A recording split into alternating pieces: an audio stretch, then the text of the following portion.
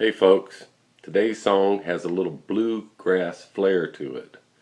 Started out by stacking the bass, then the drums, then a 12 string, then a banjo.